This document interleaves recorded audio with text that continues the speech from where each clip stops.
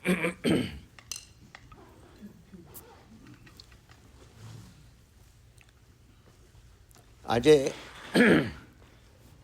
આપણા સમૂહ સામાયિકનો વિષય છે સમ્યક તપ. તપ અને સમ્યક તપ વચ્ચે જમીન આસમાનનો ફેર છે. એ આપણે એને જે વિસ્તારથી ચર્ચા કરવી છે એના માટે સમ્યક તપ કોને કહીએ. તમે કદાચ જાણતા હશો 14ના પ્રતિક્રમણમાં એટલે પક્ષી પ્રતિક્રમણ, ચોમાસી પ્રતિક્રમણ અને સંવત્સરી પ્રતિક્રમણમાં સકલાઅર્થનું ચૈત્યવંદન આવે છે, બરાબર ને? એ સકલાઅર્થના ચૈત્યવંદનમાં હેમચંદ્રાચાર્યે 24 તીર્થંકરોના ગુણગાન ગયા છે, એટલે વાતો કરી છે. એમાં 15મી ગાથામાં ધર્મનાથ ભગવાનનું ચૈત્યવંદન છે. એ ચૈત્યવંદન અહીંયા બોર્ડ ઉપર છે. કલ્પદ્રુમસ ધર્માણમ. શું કહે છે ચૈત્યવંદનમાં? કલ્પદ્રુમસ ધર્માણ મિષ્ટ પ્રાપ્તૌ શરીરિણામ ચતુર્થા ધર્મ દેષ્ટારમ ધર્મનાથમ ઉપાસમહે. આનો અર્થ બહુ સમજવા જેવો છે. કલ્પદ્રુમસ ધર્માણમ એટલે કલ્પ વૃક્ષ જેવા ધર્મવાળા. કલ્પદ્રુમસ ધર્માણમ, ધર્માણમ એટલે સંધિ છૂટી પાડો. ધર્માણમ ઇષ્ટ પ્રાપ્તૌ શરીરિણામ. શરીરિણામ એટલે જેને શરીર છે એવા, એટલે આપણે બધાની વાત કરી છે પંચેન્દ્રિય જીવો માટે. 1 થી 4 જીવોને તો આમાં કોઈ સમજ જ નથી. એટલે પંચેન્દ્રિય જીવો માટે એટલે શરીરિણામ કલ્પદ્રુમ જેવા પોતાની ઈચ્છાની પ્રાપ્તિ માટે ઇષ્ટ પ્રાપ્તૌ શરીરિણામ. ઇષ્ટ પ્રાપ્તૌ, ઇષ્ટ એટલે પોતાની ઈચ્છા, પોતાને દરેકની ઈચ્છા પ્રાપ્ત થાય એના માટે પંચેન્દ્રિય પ્રાણીઓ શું કરે છે? એટલે પંચેન્દ્રિયો એટલે આપણે બધા આવી ગયા. ચતુર્થા ધર્મ દેષ્ટારામ. તો ધર્મનાથ ભગવાન કેવા છે? 4 પ્રકારનો ધર્મ બતાવનારા છે, કે જે કલ્પદ્રુક્ષ સમાન છે, જે 4 પ્રકારનો ધર્મ બતાવનારા છે, એવા ધર્મનાથ ભગવાનની અમે સ્તુતિ કરીએ છીએ. સમજાઈ ગયો આનો અર્થ? કલ્પદ્રુમસ ધર્માણમ મિષ્ટ પ્રાપ્તો શરીરિણામ ચતુર્થા ધર્મ દેષ્ટારમ ધર્મનાથમ ઉપાસમહે. એવા ધર્મનાથ ભગવાનની અમે સ્તુતિ કરીએ છીએ. હવે એનો જરા અર્થમાં જઈએ આપણે અંદર. તો ભગવાન કલ્પ વૃક્ષવાળા છે એ તો બરાબર છે, સમજાય કે એમની શક્તિ ગજબ છે. પણ 4 પ્રકારનો ધર્મ બતાડનારા. તો 4 પ્રકારનો ધર્મ કયો? કોણ કહેશે 4 પ્રકારનો ધર્મ કયો હશે? દાન, શીલ, તપ અને ભાવ. આ 4 પ્રકારનો ધર્મ ભગવાને બતાવ્યો. પણ દરેક તીર્થંકરો બતાવ્યો છે. ધર્મનાથ ભગવાનની વાત કરીએ આગળ. તો 4 પ્રકારનો ધર્મ બતાવ્યો. દાન ધર્મ, તપ ધર્મ, શીલ ધર્મ અને ભાવ ધર્મ. તો આ 4 પ્રકારનો ધર્મ શા માટે બતાડવાની જરૂર હતી? અને ધર્મ કીધું, જુઓ, દાન ધર્મ, શીલ ધર્મ, તપની પાછળ ધર્મ શબ્દ છે, તપ ધર્મ, બરોબર ને? અને ભાવ ધર્મ એટલા માટે બતાવ્યો છે કે આપણા સૌના આત્મામાં અનાદિકાળથી ઘર કરી ગયેલી 4 સંજ્ઞાઓ છે. તમે કદાચ સાંભળ્યું હશે 4 સંજ્ઞાઓ: આહાર, ભય, મૈથુન અને પરિગ્રહ. આ 4 સંજ્ઞાઓ આપણા આત્મામાં ઘર કરી ગઈ છે. એનો અર્થ શું થયો? દરેક પ્રાણીઓને, એકેન્દ્રિયથી માંડીને બધાને આ 4 સંજ્ઞા હોય છે. સંજ્ઞા શબ્દ વાપર્યો છે. સંજ્ઞા એટલે એટલી બધી ગૂઢ થઈ ગયેલી છે 4 સંજ્ઞાઓ. એ 4 સંજ્ઞાઓ: આહાર એટલે ખાવું ખાવું ખાવું ખાવું ખાવું, ભય સખત લાગતો હોય છે, મૈથુનની ક્રિયા એ પણ આપણે કોઈ શીખવાડવી પડતી નથી, અને ભય બરાબર, આહાર, ભય, મૈથુન ને પરિગ્રહ, બરાબર. આ 4 સંજ્ઞાઓ છે. ભય સંજ્ઞા, ભય પણ છે. તો આ 4 માટે ભગવાને 4 પ્રકારનો ધર્મ બતાવ્યો. હવે જુઓ, દાન ધર્મ બતાવ્યો. અને દાન તો કેટલું બધું થાય છે આજના કાળની અંદર. પુષ્કળ પ્રમાણમાં દાન થાય છે. પણ એ દાન થાય છે એની સાથે એની સામે શું ઓછું થવું જોઈએ? પરિગ્રહ. પરિગ્રહ ઓછો થવો જોઈએ ને. એના બદલે હું ને તમે જાણીએ છીએ, આપણે કોઈને કહી ન શકીએ, પણ આપણે બધા શું કરીએ છીએ? પરિગ્રહ. પરિગ્રહ તો ચાલુ જ છે. બધા આપણે કેપેબલ હોઈએ છતાં પણ તો પણ પરિગ્રહ તો કરતા જ રહીએ છીએ. અને પરિગ્રહ એટલે શું? જે વસ્તુની જરૂર છે એનાથી 10 ગણું ભેગું કરવું. આપણે માનો કે 7 દિવસની અંદર 7 સાડીઓ પહેરીએ કે 7 સૂટ પહેરીએ કે 7 શર્ટ પહેરીએ. હવે તમે ઘર જુઓ, તમારે આપણા બધાને હેંગાજ પર જોજો તમે કેટલા લટકેલા છે. ખરેખર તો શું હોવું જોઈએ કે એક તમને નવી ઈચ્છા થઈ તો એક નવું લો, તો પેલું જૂનું છે એક કાઢી નાખો. બેલેન્સ તો એટલું ને એટલું જ રહ્યું, 7ની 7 જ. નવી ડિઝાઇનો આવે, લો તમે, ના નથી એનો, પણ પરિગ્રહ ન થવો જોઈએ. આ તો કપડાની વાત થઈ, પણ ઘણી બધી વસ્તુઓનો પરિગ્રહ એટલો બધો આપણે હોય છે કે આપણને પહેલાં તો 1 બેડરૂમનું મકાન ઓછું પડતું હતું, પછી 1માંથી 2માં આવ્યા, હવે એ પણ નાનું પડે છે, 3 નાના પડે છે અને 4 પણ નાના પડે છે. અને બેઝમેન્ટની અંદર તમે જુઓ તો બધો ભરેલો હશે કચરો, ખરું કે નહીં? અને જ્યારે જે વસ્તુ જોઈતી હોય એ આપણી પાસે હોવા છતાં પણ મળતી નથી, એ લાવીને પાછી મૂકીએ છીએ. અને ઘણા કહે છે, ભાઈ આ શું કરો તમે, બેઝમેન્ટમાં બધું શું શરૂ કરો? અહીંથી લઈને અહીંયા મૂકે, પછી અઠવાડિયા પછી અહીંયા મૂકે, પણ ખબર જ ન હોય શું હોય. તો દાન ધર્મ ભગવાને બતાવ્યો, દાન પુષ્કળ થાય છે પણ પરિગ્રહ ઘટ્યો નથી.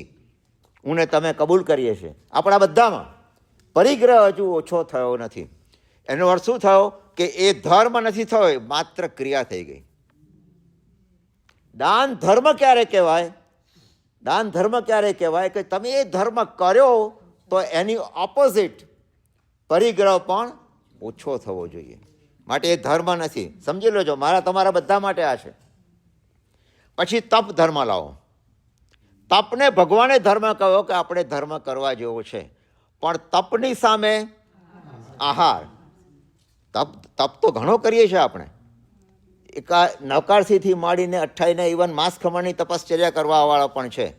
પણ જેમ જેમ પારણું નજીક આવતું જાય એમને એમ પાછું પારણામાં શું મળશે એની ચિંતાઓ, એના વિચારો પણ આવતા જાય છે. હવે ક્યારે પૂરું થશે? આ બધાની વાત નથી કરતો, ઇન જનરલ આવું બને છે. તો તપની સામે આહાર સંજ્ઞા, અને આહાર તો ધારો કે તપ પૂર્ણ થયા પછી 2 અઠવાડિયા સુધી તો બધું નોર્મલ ચાલતું હોય, અને પછી ચાલો આજે પીઝા ખાવા જાય, કે અઠવાડિયા સુધી કંઈ ખાધું જ નથી. 28માં આ માંસ ખમણ કર્યું, આ 16 કર્યા, ત્યાં સુધી કંઈ ખાતું નથી, હવે ચાલો જઈએ. અને બધી ઘણી આમ જોવા જાઓ તો આપણે જ્યારે નોર્મલ લાઈફની અંદર જુઓ, આપણી વાત તો નથી, પણ આપણે જ્યારે ટીનેજર નાના હતા ત્યારથી કેટલું ખાવાનું ચાલતું હતું. આહાર માટે કોઈને કહેવું પડતું નથી. બાળકનો જન્મ થાય છે, એ માની છાતીએ વળગે છે તરત જ, એને કહેવું પડતું નથી. એટલે આહાર તો નાનપણથી જ ચાલતો આવ્યો છે. એ આહાર એક ક્રિયા થઈ ગઈ, તો તપ શું થઈ ગયું? એ ક્રિયા બની જાય છે. એની સામે આહાર પણ એક ક્રિયા. એટલે તપની સામે તપ ધર્મ ક્યારે કહેવાય કે જ્યારે આહાર સંજ્ઞા ઘટવી જોઈએ, એ નથી ઘટતી. બરોબર કે નહીં? દાન, તપ, પછી શીલ ધર્મ. શીલ ધર્મ એટલે ચારિત્ર ભાવ, સુંદર ભાવ, અને આપણને ભાવ આવે પણ છે. પણ શીલની સામે શું કીધું? મૈથુન. તો શીલ એટલે ભાવ આવે.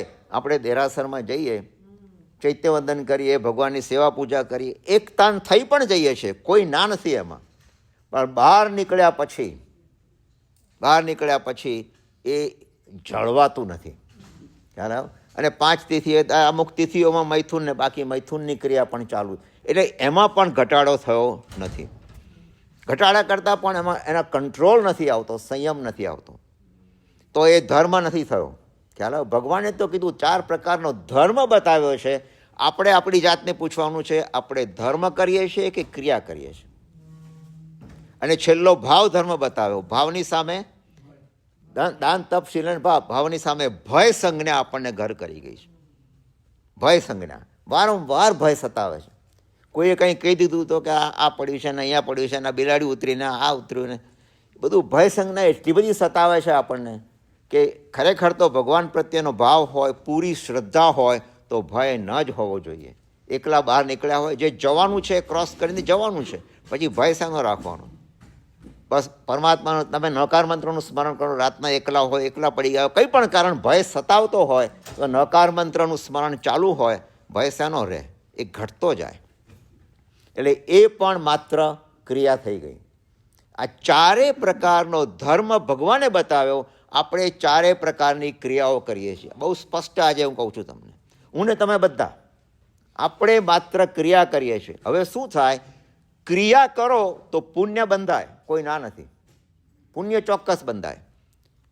પણ એની સામે પુણ્ય બંધાય, પણ એની સામે જે નિર્જરા થવી જોઈએ એ ના થાય. આપણું લક્ષ્ય પુણ્ય બાંધવાનું નથી, પુણ્ય તો છેલ્લે પણ છોડવાનું છે. અને પુણ્ય આપણને રવાડે પણ ચડાવે, એ પણ બની શકે. કુદરતી આવે તો ભલે આવે, કોઈ ના નથી એની, પુણ્ય સારું જ છે, પાપ કરતાં તો પુણ્ય સારું છે. પણ એ કરવામાં આપણે શું કરીએ છીએ, જે લક્ષ્ય આપણું છે કર્મની નિર્જરા કરવી, એ તરફ આપણે કામ થતું નથી. કર્મની નિર્જરા કરવી એ જ આપણું લક્ષ્ય હોવું જોઈએ, ભલે થોડી થાય. અને કદાચ તમે આમાં થાય, ક્રિયામાં પણ થાય ખરું કોઈક વખત, પણ બહુ અલ્પ થાય. બરાબર, અલ્પ થાય. 5,000 માણસ કોઈની રૂપિયા, 5,000 રૂપિયા કે ડોલર કોઈની પાસે હોય તો એ કંઈ પૈસાવાળો ના કહેવાય.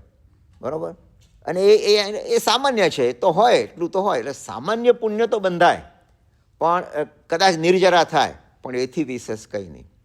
અને નિર્જરા કરતાં પણ ખરી વસ્તુ શું છે, કર્મ પણ બંધાય છે એનાથી. કર્મ પણ બંધાય છે. મારે તમને અહીંયા એ બતાવવું છે કે કર્મ કેમ બંધાય છે, કેવી રીતે બંધાય છે. આ બધું છે ને બહુ સમજવા જેવી વસ્તુ છે. એક એક વસ્તુ આપણે જોઈએ. અને આગળ હું તમને બતાવું, અહીંયા આગળ એ છે, કયો શ્લોક છે, હા, 31મા અષ્ટક જ્ઞાનસારની અંદર 31મા અષ્ટકમાં 7મા નંબરનો શ્લોક છે.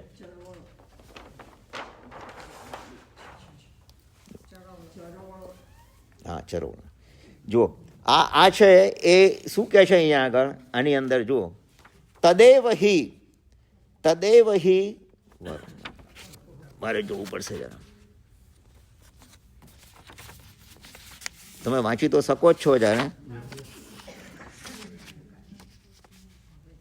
તદેવ હિ તપઃ કાર્યમ દુર્ધ્યાનમ યક્ષ નો ભવેત. તદેવ હિ તપઃ કાર્યમ, આને જ તપ કહેવાય. જો સુંદર વ્યાખ્યા આપી છે આ શ્લોકની અંદર, આ જ્ઞાનસારની અંદર. તમારી પાસે જ્ઞાનસારની બુક હોય તો જોજો, એમાં 31મા અષ્ટકમાં હું ધારું છું 7મા નંબરનો શ્લોક છે.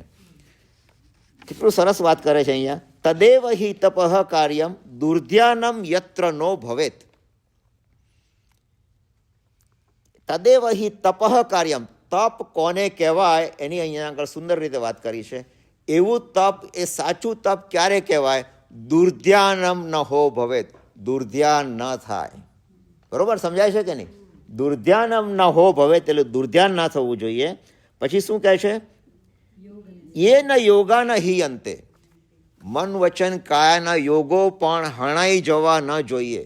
મન વચન કાયાના યોગોને જો હાનિ પહોંચે તો એ તપ નથી, એ તપ નથી. તપની વ્યાખ્યા છે આ મહાપુરુષો આપે છે, જ્ઞાનીઓ. અને પછી છેલ્લામાં ત્રીજામાં કહે છે, યન યોગાના અંતે ક્ષીયંતે નેન્દ્રિયાણી છે, અને ઇન્દ્રિયોનો ક્ષય પણ ન થવો જોઈએ. તો 3 વસ્તુ કીધી એમણે.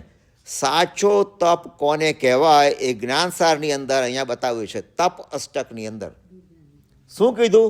નંબર 1, દુર્ધ્યાન ન થવું જોઈએ. નંબર 2, મન વચન કાયાના યોગોને હાનિ ન પહોંચવી જોઈએ. અને નંબર 3, ઇન્દ્રિયોનો પણ ક્ષય ન થવો જોઈએ. આવું બને ખરું?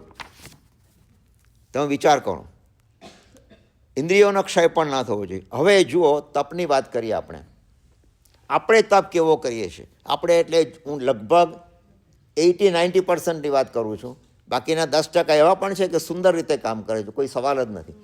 પણ મોટા ભાગના લોકો આજે જે આપણે તપ કરીએ છીએ એમાં દુર્ધ્યાન ક્યારે થાય છે હું તમને કહું.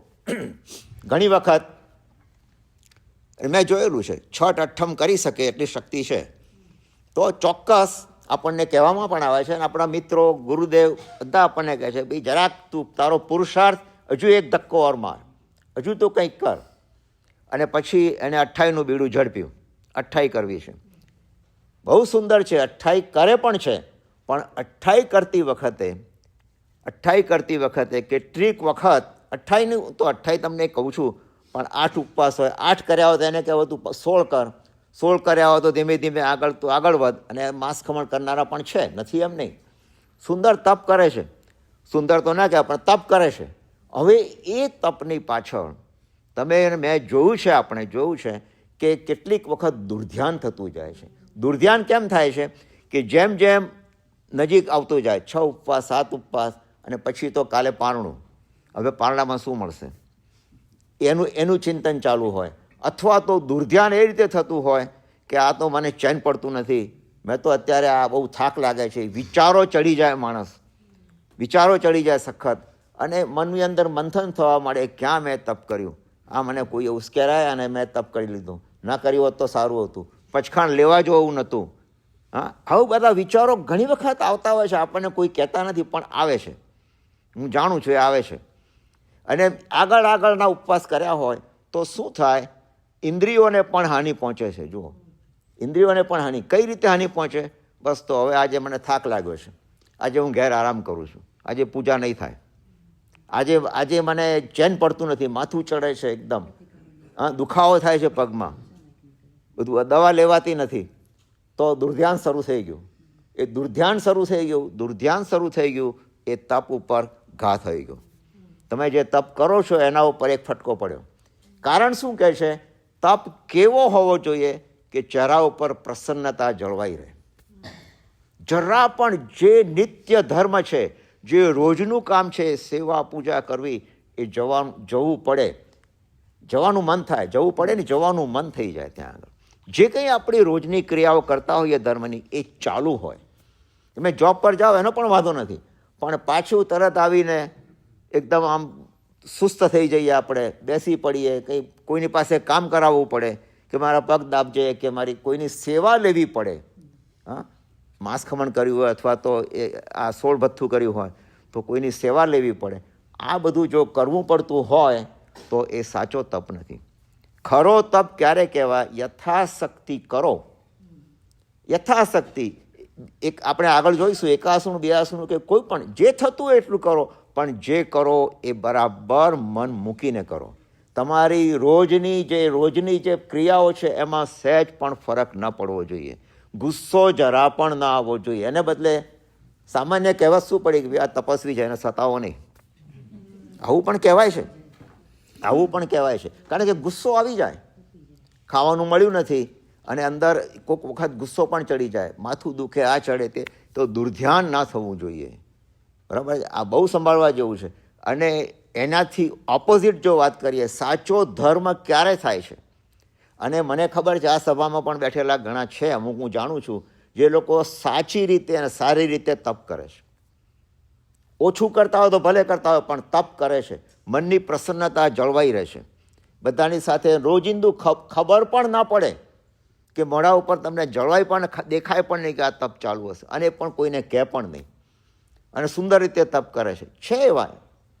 પણ જનરલી જો આપણે આ કરવું હોય તો આપણા માટે ધર્મ ક્યારે કહેવાય કે આપણું રોજ નિત્ય ધર્મ જાળવીને તપ ચાલુ રાખો, નિત્ય ધર્મ જાળવીને. અને એ કર્યા પછી પણ, એના પછી પણ સંજ્ઞા ઉપર કાપ મુકાયો કે નહીં એ આપણે તપાસવાનું. ચાલો તમે એ તપ તો કર્યો, હવે છૂટ્યા છે તો હવે 8 દિવસ સુધી કશું પીઝા ખાધો નથી, ચાલો ખાઈ આવીએ, આજે આ ખાઈએ, તે ખાઈએ, એમને ખાવાનું ચાલુ જ ચાલે, તો એ તપ નથી. તપ કર્યો છે પણ તપની પાછળ એક ક્રિયા થઈ ગઈ, એ ધર્મ નથી થયો. ધર્મ થયો ક્યારે કહેવાય? આહાર સંજ્ઞા ઉપર કટ થયો હોય તો. હવે મારે દ્રવ્યો ઓછા કરવા છે ખાવામાં, અત્યારે મારે હોટલોમાં બધે જવું નથી, અમુક જ્યાં આગળ મીટ શરૂ થતું એમાં તો જવું જ નથી, કદાચ બહુ જવાનું મન થાય તો વેજીટેરિયન રેસ્ટોરન્ટમાં કે એમાં તમે. પણ આ બધું ક્યારે થાય કે એની અંદર, એની સામે તમે જુઓ તપ કરનારા કેવા છે. મારે કંઈ કહેવાનું નથી, તમે જાણો છો. તપોવનની અંદર ચંદ્રશેખર મહારાજ સાહેબના શિષ્ય હેમવલ્લભ સુરી, આચાર્ય હેમવલ્લભ સુરી, આજથી લગભગ 30 વર્ષ પહેલાં હેમવલ્લભને કીધું, હેમવલ્લભ તો કાલે આયમ બિલ તારે કરવાનું છે. અને સાહેબ ક્યાં સુધી? તો કે જ્યાં સુધી તારી તાકાત હોય ત્યાં સુધી તું કરજે, ચાલુ રાખજે. તહતથી કહી દીધું. તમે ને હું જાણીએ છીએ કેટલા વર્ષો થયા, 30 વર્ષ ઉપર થઈ ગયા, અને લગભગ 10,000 ઉપર આયમ બિલ કર્યા અત્યાર સુધીમાં. અને કેટલી 9, 10, 9.5 જેટલી તો જાત્રાઓ કરી એમણે, રોજની એક જાત્રાને હજુ પણ ચાલુ છે. એમને પૂછો તો સાહેબ પારણું ક્યારે, તો કે આવતા ભાવમાં થશે. વિચાર તો કરો તમે. અને સ્વસ્થતા કેટલી છે. હમણાં જ મને કીધું, મયુરિકાબેને કોણે કીધું કે એ એટલી જ સરસ સુંદર સ્વસ્થતા છે ત્યાં આગળ, સિદ્ધવડમાં એમને હતું ત્યાં આગળ. વિચાર કરો તમે. આવાના આપણે આવા મારા સાહેબ નવા ગુરુદેવના દાખલા લઈએ તો એમને આપણે શું કહીએ કે ભાઈ વિટામિન મળતા નથી, ખાવાનું ઓછું થઈ જાય છે, તાકાત ઘટી જાય છે.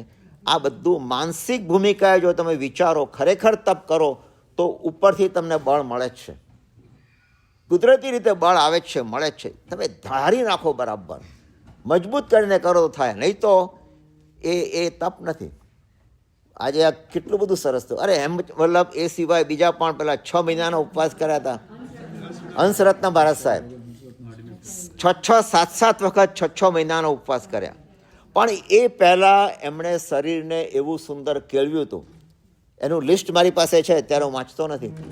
એમણે પહેલાં એને 68 ઉપવાસ કર્યા, 52 ઉપવાસ કર્યા, 36 ઉપવાસ કર્યા, માંસ ખમણ કેટલાક કર્યા. આ બધી ટ્રેનિંગ મળી ગઈ અને એમ કરતાં કરતાં થયું કે હવે જરાક આગળ વધું.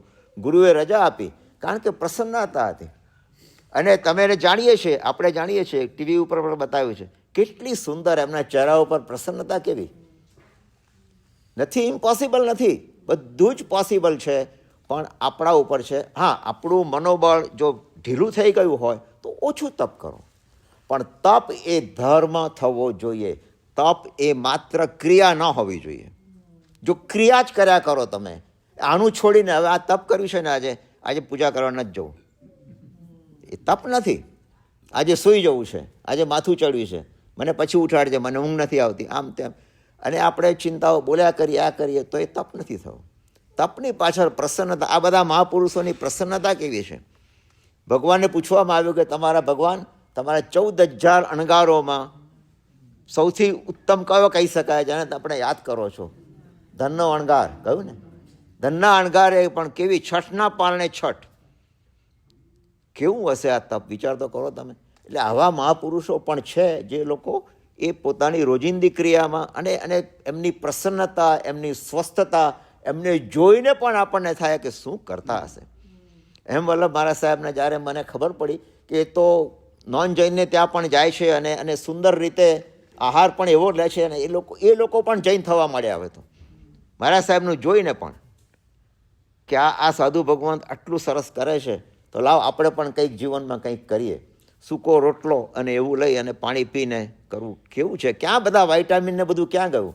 આ તો બધું મેડિકલ ફિલ્ડે આપણું બ્રેઇન વોશ કરી નાખ્યું છે કે આ વાઇટામિન લો, આ વાઇટામિન લો. 10 જાતના વાઇટામિન આપણે ઠોકીએ છીએ પેટમાં, અને કોઈ જરૂર નથી. તમે જો બરાબર નિત્ય થોડી એક્સરસાઇઝ કરો, થોડું ચાલવાનું રાખો, થોડું ઘણું શરીરને કેળવવું પડે. આપણે પહેલી તો આ જરૂરિયાત છે કે તપ શરૂ કરતાં પહેલાં આપણે આપણા શરીરને થોડું કેળવવું પડશે. શરીરને તમારે થોડો ત્યાં આગળ ભાર મૂકવો પડશે. ઘણા કહેશે શરીર તો હવે જવાનું જ છે ને. એ જવાનું છે એમ નહીં, પણ આ શરીરથી જ કામ થાય છે, આ શરીરથી જ મોક્ષ મળવાનો છે. તો એને માટે આપણે પહેલાં શરીરને થોડું કેળવવાનું, અને ધીમે ધીમે ખોરાક છોડો કે જે કંઈ કરો તમે, તો એમાંથી ધીમે ધીમે નવકારસિંહનો તપ પણ તપ કહી શકાય. તપ ધર્મ થવો જોઈએ. એ નથી થતો તો એ નવકારસિંહ ઠીક છે, ક્રિયા થઈ ગઈ, અને એ ન થવી જોઈએ. એટલે એ માટે આ 3જા શ્લોકની અંદર થોડી વાત કરીએ આપણે. હવે આગળ વધીએ, આના પછી લઈએ.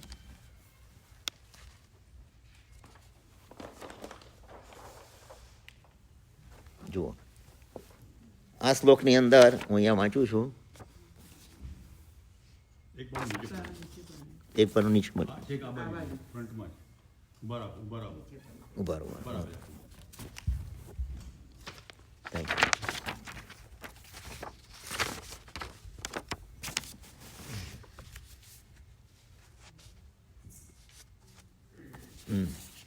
એમાં શું છે,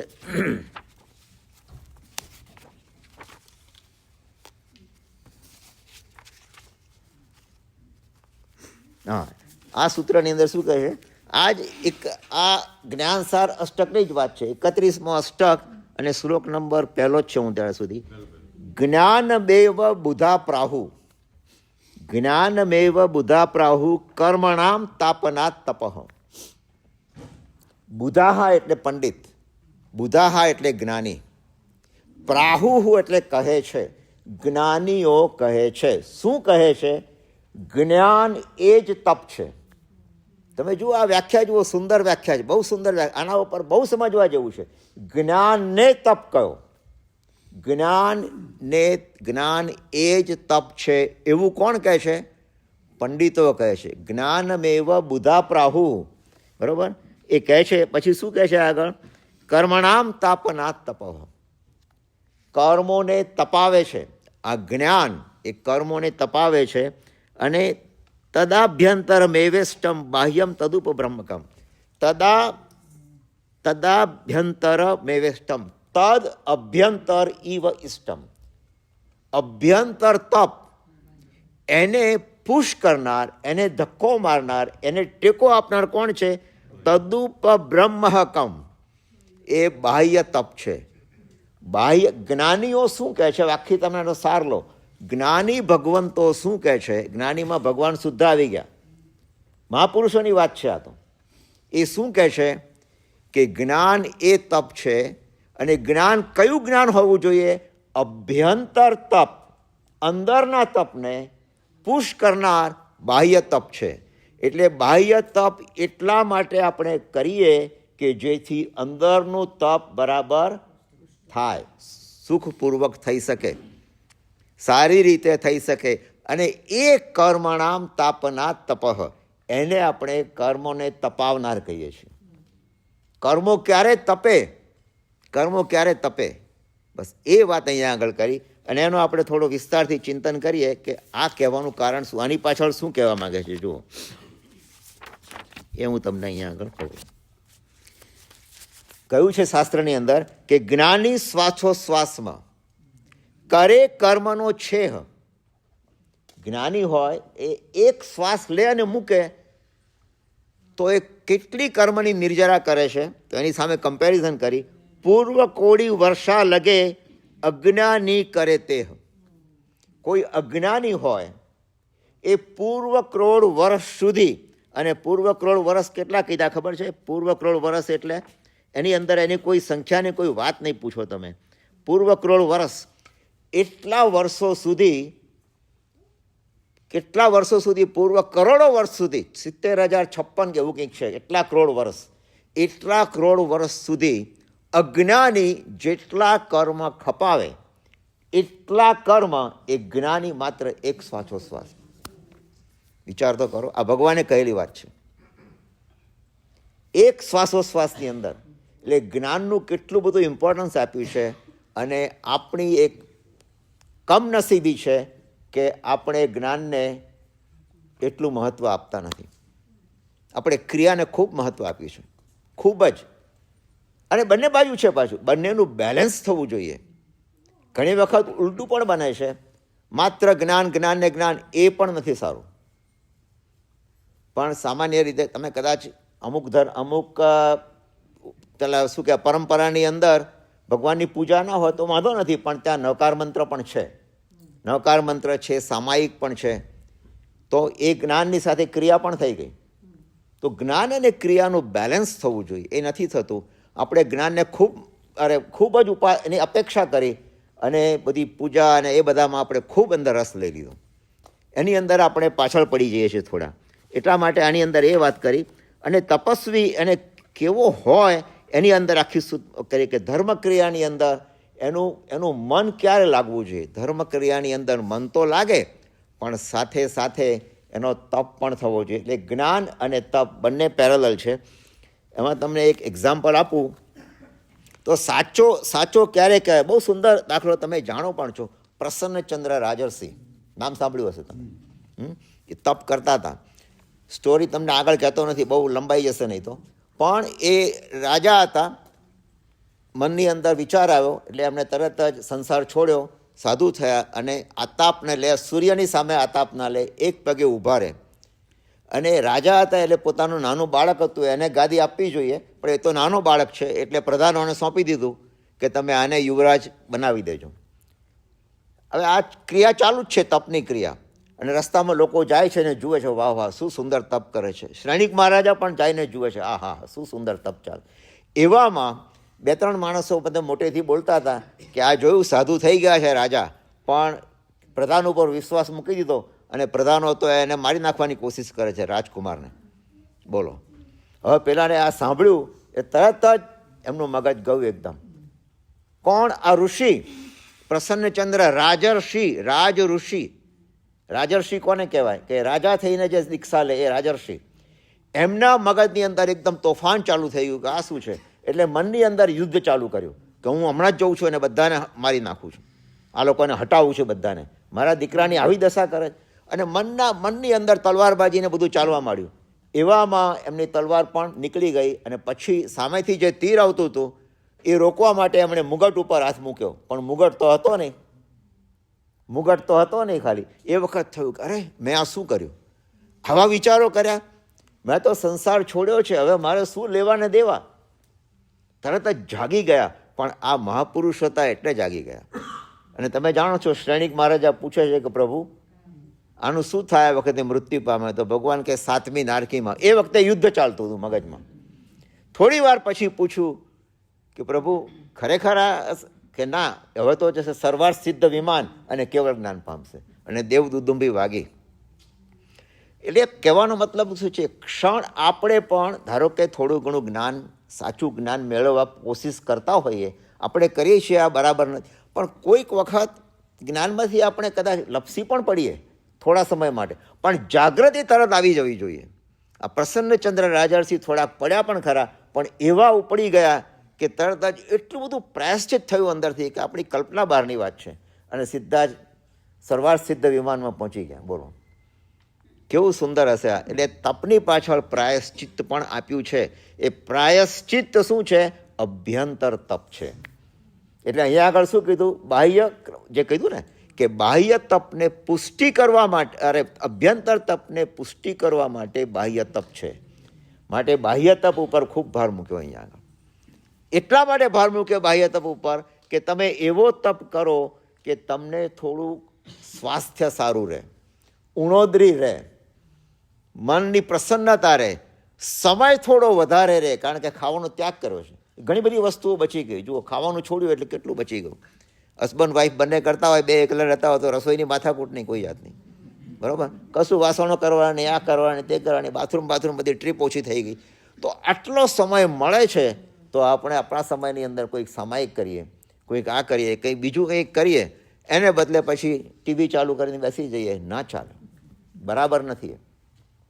ઠીક છે, તમે ન્યૂઝ પૂરતા જુદી વાત છે, પણ વિવેક, આ બધામાં વિવેક રાખવાનો છે. આવું જ્યારે તપ કરતા હોઈએ આપણે, એ વખતે વિવેકપૂર્વક જે ક્રિયાઓ થતી હોય એ થાય. બરાબર? તો એ બાહ્ય તપ અને અભ્યંતર તપની અહીંયા આગળ વાત કરે છે.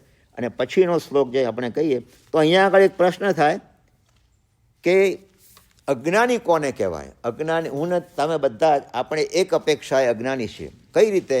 કે આપણે સુખની ઈચ્છા કરીએ છીએ, પણ એ સુખ કેવું સુખ? એ માત્ર ક્ષણિક સુખ. ક્ષણિક સુખની આપણે ઈચ્છાઓ કરીએ છીએ અને તૃપ્ત કરવા માટે કરીએ છીએ, પણ એ સુખ એ સાચું સુખ નથી. એટલે જ્યારે આવું નથી મળતું ત્યારે સુખ માટે તરફડતો માણસ શું કરે છે? સુખ મેળવવા માટે કોશિશ કરે છે કે મને આ મળે, આ મળે, આ મળે, તો એ નથી. એટલે પૂતગળોમાં સુખની ઈચ્છા એ અજ્ઞાન છે. પૂતગળોમાં સુખની ઈચ્છા રાખવી એ અજ્ઞાન છે. હવે આગળ તપસ્વીની વ્યાખ્યા આપણા લગભગ આજથી 400 વર્ષ પહેલાં થયેલા યશો વિજયજી મહારાજ સાહેબ એ તપની વ્યાખ્યા શું કરે છે જુઓ. અહીંયા આગળ શું કહે છે? તપગુણ ઓપે રે, તપગુણ ઓપે રે રોપે ધર્મને. તપગુણથી એ ઓપતો હોય, ઓપે એટલે એના ચહેરા ઉપર તપ દેખાતો હોય. રોપે ધર્મને, રોપે એટલે ધર્મની એ રોપણી કરે. બરોબર? રોપે ધર્મને નવી લોપે જીન આણ, એવું છે ને કંઈ? હા, લોપે નવી જીન આણ. લોપે નવી એટલે ભગવાનની આજ્ઞાનો એ લોપ ન કરે, લોપ ન કરે. અને આશ્રવ લોપે રે નવી કોપે કદા પંચમ તપસી તે જાણ. આશ્રવ એટલે કર્મના આશ્રવને રોકે. અને નવી કોપે કદા તપસ્વી કદી પણ ક્રોધી ન હોવો જોઈએ. પંચમ તપસ્વી તું જાણ, એવો 5મા પ્રકારના 8 પ્રકારના બતાવ્યા છે. 8 પ્રકારના જે છે જેને કહીએ કે પ્રભાવક, એટલે 8 એવા છે ભગવાન. અને વિશ્વજી મારા સાહેબ કહે છે સંકિતના 67 બોલની સજ્જાયમાં કે 8 પ્રકારના પ્રચારક પ્રભાવક છે. એમાં કોઈ મંત્ર પ્રભાવક છે, કોઈ વ્યાખ્યાન દ્વારા પ્રભાવક છે, કોઈ પછી બીજી રીતે પ્રભાવક છે, કોઈ સજ્જાય દ્વારા, અથવા તો કોઈ બીજી રીતે પણ તપ દ્વારા પ્રભાવક છે. એમાં આ તપ પ્રભાવકની વાત કરે છે. તે તપ પ્રભાવક કેવા હોય કે જેના કરવાથી, જેની ક્રિયાથી પણ બીજાને પ્રોત્સાહન મળે. તપ ગુણ ઓપે રે રોપે ધર્મને, ગોપે નવી જીન આણ, આશ્રવ લોપે રે નવી કોપે કદા પંચ તપસી તું જાણ. એવો 5મા પ્રકારના તપસ્વી. આવો તપ હોવો જોઈએ, એ સાચો તપ કહી શકાય. એ તપ ગુણથી ઓપતો હોય એને આપણે સાચો તપ કહીએ છીએ. તો એની સામે આપણે કેટલીક વાત કરીએ અહીંયા આગળ કે જુઓ, તમારે આમાં પૂજા કરો છો, વીર વિજયજી મારા સાહેબની પૂજામાં આવે છે તદભવ મુક્તિ જાણે જીનવર, 3 આ ચૌજ્ઞાને નિયમા, તો એ તપ આચરણ નવી મૂકે, આનંદ ગણ મહિમા, તપ પદને પૂજીને હો પ્રાણી, તપ પદને પૂજ. તદભવ મુક્તિ જાણે જીનવર. જીનવર એટલે તીર્થંકર. તીર્થંકર જ્યારે કેવળ જ્ઞાન પામે છે ત્યારે એમને ખબર છે કે આ ભાવમાં જ મારી મુક્તિ થવાની છે, બરાબર ને? તો પણ શું કહે છે? તદભવ મુક્તિ જાણે જીનવર, તો એ તપ આચરણ ન મૂકે. તો પણ એ તપ ચાલુ રાખે છે. તીર્થંકર ભગવાન પણ તપ ચાલુ રાખ્યો છે એ શબ્દ પણ બરાબર નથી. તપ થઈ જાય છે, તપ થઈ જાય છે. એ જે કંઈ કરતા હોય તપ એ ચાલુ જ હોય, એમાં કોઈ ફરક નહીં. નહીં તો કેવળ જ્ઞાન થાય, આપણને કેવળ જ્ઞાન થાય તો કે હવે જલસા કરીએ, હવે કેવળ જ્ઞાન નક્કી થઈ ગયું, રજીસ્ટર થઈ ગયું, હવે ખાઓ પીવાનો મોજ કરો, તોય ચાલત, તો પણ ચાલત, પણ કર્મ પ્રકૃતિ છોડે નહીં. અને આવા જે કેવળ જ્ઞાની થયા હોય એમને બીજું સૂજે પણ નહીં, આ જ સૂજે. તપ ચાલુ રાખો, થઈ જાય. એવું નથી કે મારે તપ કરવો છે, થઈ જાય છે. આવા જે હોય એવી વાતો કરે છે અહીંયા આગળ, એને તપસ્વી કહેવાય. અને એ તપસ્વીની આગળ વાત કરી. અને પછી આગળ કહીએ આપણે, હવે જે વાત કરીએ છીએ આપણે એ બાહ્ય તપનું થોડુંક જરા જોઈ લઈએ કે બાહ્ય તપ કોને કહીએ છીએ. હું ધારું છું એ તો પછી આવશે આગળ. બાહ્ય તપ, બાહ્ય તપ, આ તો અભ્યંતર અને બાહ્ય તપ તો એના પ્રકાર કેટલા છે? 12 પ્રકારનો તપ છે. જુઓ, હવે 12 પ્રકારના તપમાં આપણી સમજણ માટે 6 બાહ્ય અને 6 અભ્યંતર એમ ભાગ પાડી દીધા. ખરેખર હું ને તમે જે કંઈ તપ કરીએ 1 થી 12 નંબર થવા જોઈએ. જો 1 થી 12 ન થયા તો તમારો તપ અધૂરો છે. તો માત્ર ક્રિયા કરો છો, હું ને તમે બધા માત્ર ક્રિયા. 1 થી 12 થવા જોઈએ એનો અર્થ શું થયો કે જે કોઈ ક્રિયા કરીએ આપણે એ શા માટે બાહ્ય તપનું કેટલું બળ છે અને બાહ્ય તપને આપણે કેટલો બધો એને ભાર મૂકીએ છીએ બાહ્ય તપ ઉપર કે જેની હદ નથી. બાહ્ય તપ એટલે શું? અનશન, ઉણોદરી, વૃત્તિ સંક્ષેપ, રસ ત્યાગ, કાય ક્લેશ અને સરલીનતા. અને 3 જોડકા છે, અનશન અને ઉણોદરી. અને તમને બહુ નવાઈ લાગશે પણ અનશન કરતાં ઉણોદરી ચડિયાતો તપ છે. ઉણોદરી કરતાં વૃત્તિ સંક્ષેપ ચડિયાતો છે. વૃત્તિ સંક્ષેપ કરતાં દ્રવ્ય ઉપરનો સંયમ એ પણ ચડિયાતો છે, દ્રવ્ય સંક્ષેપ. એનાથી આગળના તપો બધા, અને એ પ્રાયશ્ચિત ચડિયાતો છે, વિનય ચડિયાતો છે. અને આગળ સ્વાધ્યાય શ્રેષ્ઠ તપ કયો છે. કોણ મારો ભા સ્વાધ્યાય કરે છે? કોણ કરવાનું સ્વાધ્યાય? બોલો. આ છે ને, તમે અનશન ને ઉણોદરીનો વિચાર કરો ને. અનશન કરવું એટલે શું કરવું? ઉપવાસ કરવો. ઉપવાસ કરો એટલે ખાધું.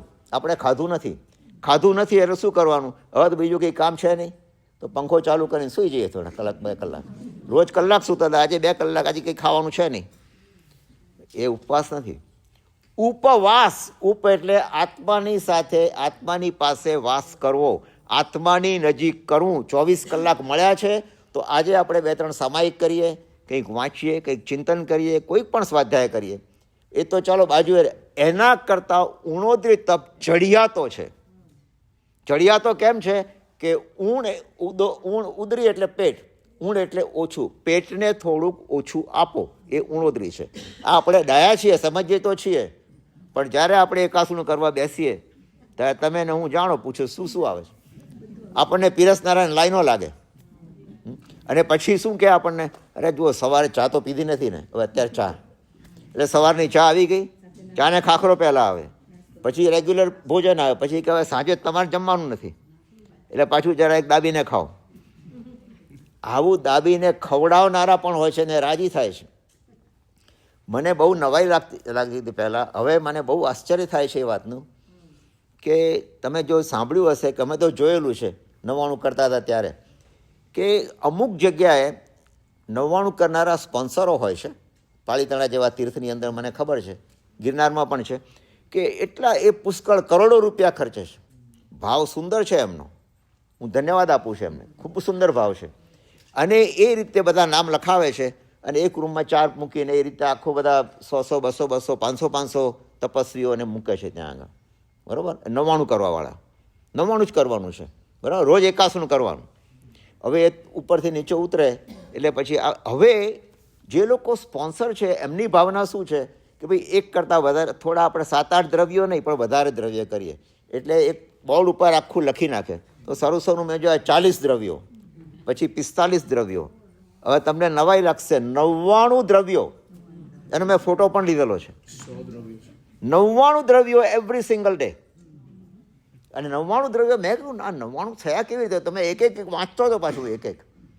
કેટલા પ્રકારના જ્યુસ, દાડમથી માંડીને, લીંબુથી માંડીને, શેરડીના રસથી માંડીને કેટલા જ્યુસ, કેટલા પ્રકારના મુખવાસ. આપણે ઘેર મહેમાન આવે તો 3-4 જાતના મુખવાસ, આજ તો બધા 10-10 જાતના મુખવાસ. કેટલા પ્રકારના પાક, જાત જાતના પાક, મેથી પાક, સાલમ પાક અને પેજથી માંડીને બધા, એ તો સમજ્યા, ચાલો જોઈએ. બરફી, મીઠાઈ, ગુલાબ, જાત જાતનું બધું. આપણી અક્કલ કામ ના કરે. કેટલી જાતના ખાખરા ને બધું હોય છે, કેટલી જાતની ભાખરી, રોટલી, બાજરીના રોટલા, તે બધું. કેટલું કેટલું ખાવાનું છે આટલું. અને તમે જો કોણ નિયમિત બનાવો, તમે આપણે કહીએ છીએ કે ભાઈ કોઈને આ ના ભાવતું હોય તો 7ને બદલે 10 વસ્તુ બનાવો.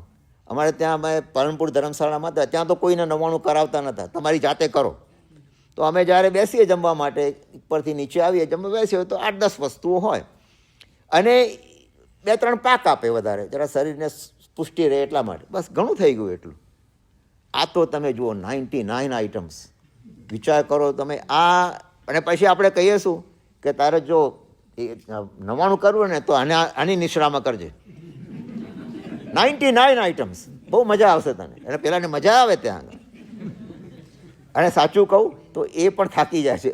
તપ કરવાવાળા પણ શરૂઆતમાં તો આ ખાવું જાત જાતનું, અને પછી કે હદ થઈ ગઈ હવે, કારણ કે તબિયત બગડવા માંડે, માથું ચડવા માંડે. પછી પૂછે કે ભાઈ આનાથી કઈ 5 કે 6 આઈટમ જ લઈ શકાય, સારી રીતે ખાય. આ જ બને છે. સૂકો મેવો પણ, કેટલી જાતના મેવા. વિચાર કરો કે આ શું થઈ રહ્યું છે સમજાતું નથી. અને પછી આજકાલ પણ, અને આપણે સૌ જાણીએ છીએ કે તપસ્વીનું બહુમાન થાય, ચોક્કસ થાય, આપણે કરવું જ જોઈએ અને કરીએ છીએ. પણ મારો અનુભવ કહે છે, ઘણી જગ્યાએ બધા દુનિયાભરમાં હું જઈ આવ્યો છું અને મેં જોયું છે, તમને નામ નથી આપતો, પણ એક જગ્યાએ કોઈક બેને માંસ ખમણ કર્યું હતું. માંસ ખમણનું પારણું હતું, અને એ પારણામાં પૈસાવાળા હતા આખું કુટુંબ, એમણે આખી એક હોટલ રાખી અને ઇન્ડિયાથી વસ્તુઓ મંગાવી. અખરોટનો શ્રીખંડ, જાતના 2-3 જાતના શ્રીખંડ, આ ને તેને.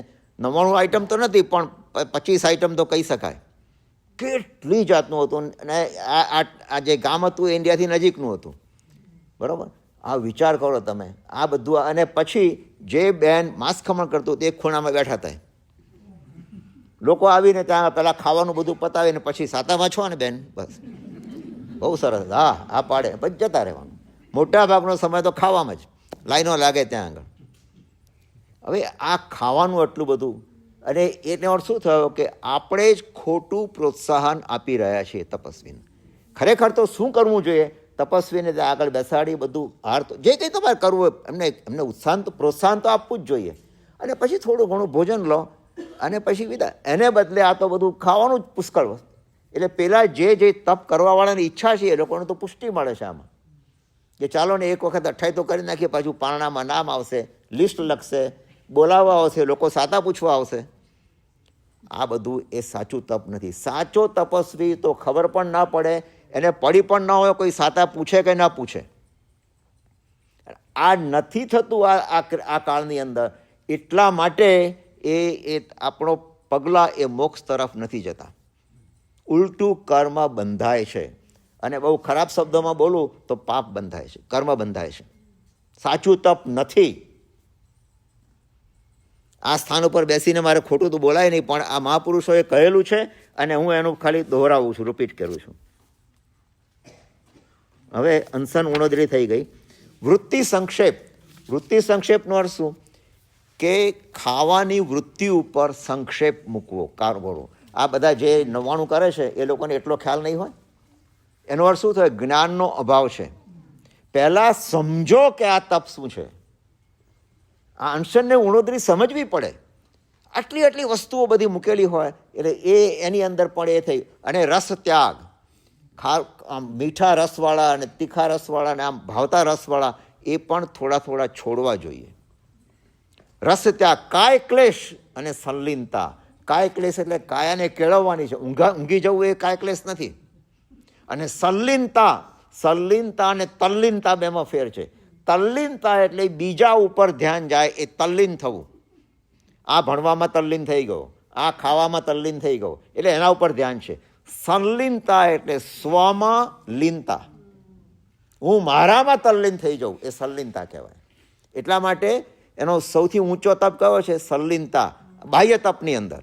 અને સંલીનતા એ અંદરના તપમાં ઉતરવાનું, આગળ જવાનું પ્રવેશ દ્વાર છે. મોક્ષનું પ્રવેશ દ્વાર જો ગણો ને તો અભ્યંતર તપ છે, બાહ્ય તપ નથી. અને આપણે બાહ્ય તપને એટલા બધા મહત્વ આપી દીધું છે અને અભ્યંતર તપને આપણે બિલકુલ અવગણી નાખ્યો. અભ્યંતર તપમાં પ્રાયશ્ચિત્ત, બરાબર. વિનયને પણ તપ કયો. વૈયાવચને તો પણ સુંદર તપ કીધો. વૈયાવચ કરનારા પણ અહીંયા બેઠેલા છે, હું જાણું છું. એ ભલે બાહ્ય તપ ન કર્યો હોય પણ વૈયાવચ સારી કરતા હોય તો બાહ્ય તપ વણાઈ ગયેલો સમજી લો તમે. ધ્યાન, અરે સ્વાધ્યાયને ઉત્તમ તપ કીધો છે. તો આપણે શું સ્વાધ્યાય કરીએ છીએ? બધા પૈસા, સ્પોન્સરો એટલા બધા છે કે ચંદ્રકાંતભાઈ આ બુક લખો ને તે બુક લખો. આપણે લખીએ છીએ, બધું જ કરીએ છીએ. એ બિચારા લોકો વહેંચે પણ છે બધાને. પણ આપણે આ સરસ છે મને શેલ્ફ ઉપર મૂકી દીધી. તમે વાંચો, એનો અર્થ આપેલો છે, સરળ ભાષામાં સમજાવેલું છે. આ જો આપણા જીવનમાં ઉતરે ને, એ જ્ઞાનનો એક અંશ પણ, આપણે જ્ઞાની નથી પણ જ્ઞાનનો અંશ ઉતરે તો તમારો તપ સફળ જાય અને મોક્ષ તરફ એક કદમ આપણે આગળ વધીએ. બરાબર છે. હવે આ બધું કર્યા પછી છેલ્લે, હવે સમય થવા આવ્યો છે, હું ધારું છું ત્યાં સુધી. હા, થોડોક જ હું 5 મિનિટ વધારે લઉં છું.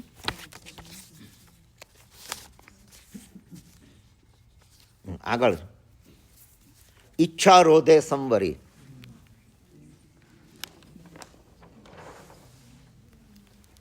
જે લોકો સિદ્ધચક્રની આરાધના કરે છે એ સિદ્ધચક્રની આરાધનામાં આપણે પ્રદક્ષિણા લઈએ છીએ, બરાબર. પ્રદક્ષિણા શા માટે લઈએ છીએ? પ્રદક્ષિણાનો અર્થ શું છે? કોણ સમજે છે? બસ લખ્યું છે એટલે વાંચીને ગોળ ફરી નાખ્યું.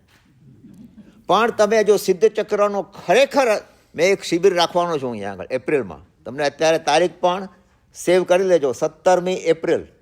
આવતી વખતે જ્યારે આ શિબિર, સિદ્ધચક્ર નહીં પણ શું આયંબિલની હોળી આવે, 21મી છે, 21મી એપ્રિલ આયંબિલની હોળી છે, હું ભૂલતો ન હોઉં તો. એના 4 દિવસ પહેલાં શનિવારે અહીંયા આગળ આપણે એક શિબિર રાખવાના છીએ. એમાં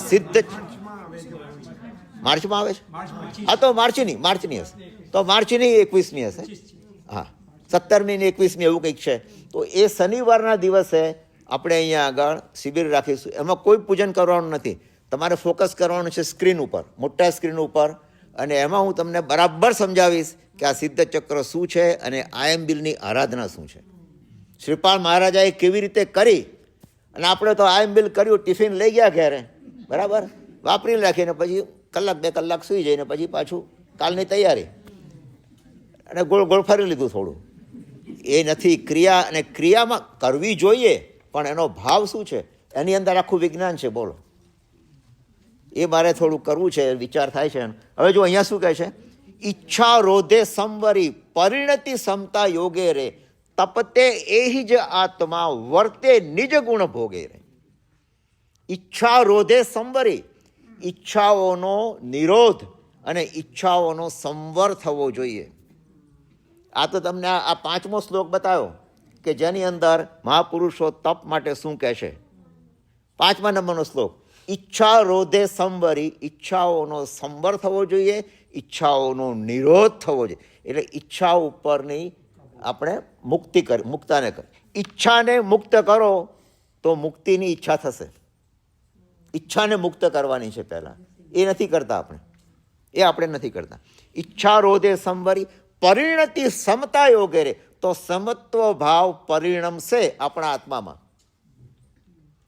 પરિણતિ સમતા યોગે રે તપતે એ જ આત્મા, એ જ આત્મા, એ જ તપ, એ સાચો તપ છે. વર્તે નિજ ગુણ ભોગે રે, આત્માના ગુણો જે ભોગવે છે, આત્માના ગુણોમાં જે રચોપચો રહેશે, આત્માના ગુણો આગળ વધે એમ કેળવે, એ ઈચ્છા રાખે છે. એની ઈચ્છા રાખો, બહારનાની ઈચ્છા નથી. એ સાચો અભ્યંતર તપ છે. એ તપ છે, એ તપની અહીંયા આગળ વાત કરી. ઘણું બધું કહેવું છે પણ હવે સમય નથી. મને ખબર છે સમય લગભગ થઈ ગયો છે, પણ હું તમને એનો ખાલી સાર જ કહી દઉં છું.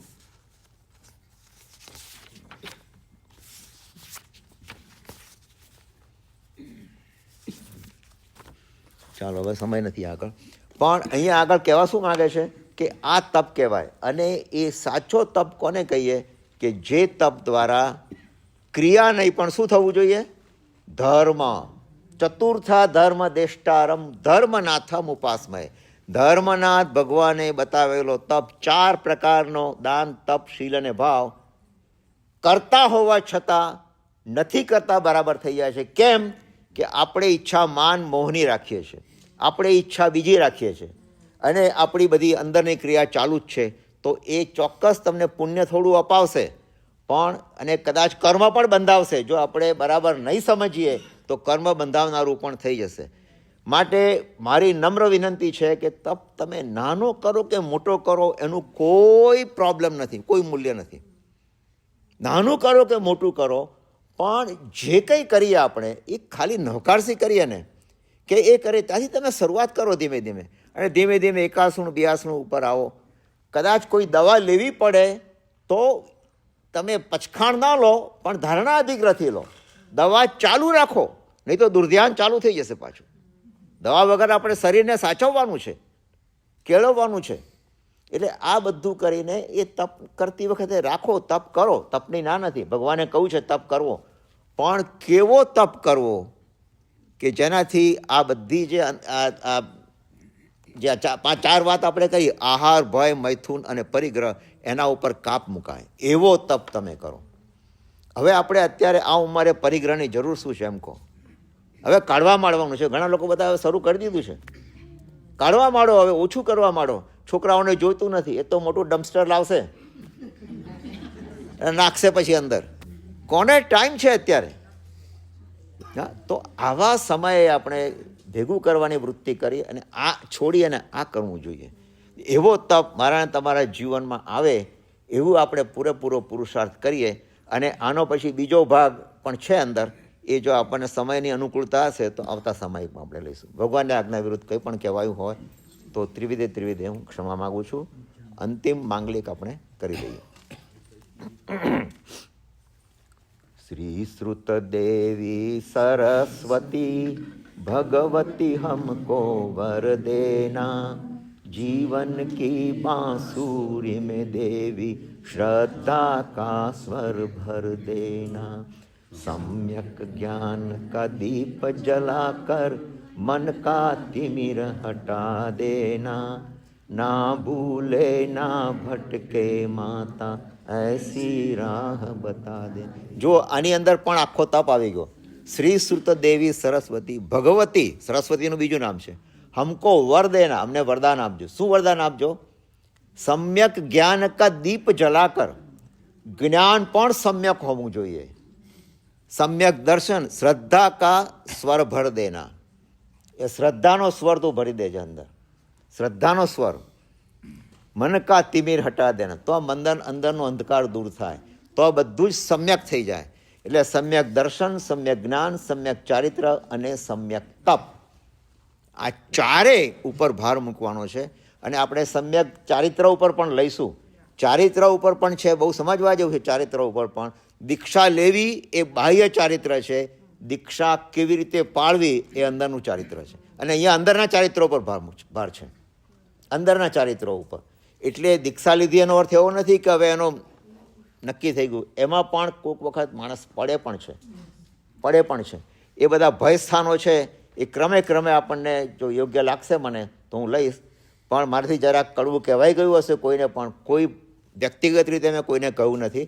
પણ એક જનરલ વાત કરું છું. અને મારા જીવનની અંદર આટલા બધામાં મેં જોયેલું પણ છે, આ બધું ઘણું જોયેલું છે, અનુભવેલું છે. એટલે કહું છું, એક જમાનામાં તપ થતો હતો મારાથી ઘણો. હવે તપ મારાથી નથી થઈ શકતો ઉંમરના કારણે. તો નથી થઈ શકતો એનો પ્રાયશ્ચિત કરવાની જરૂર નથી. પણ બીજી તરફ બીજો જે અભ્યંતર તપ છે એ ચાલુ રહેવો જોઈએ.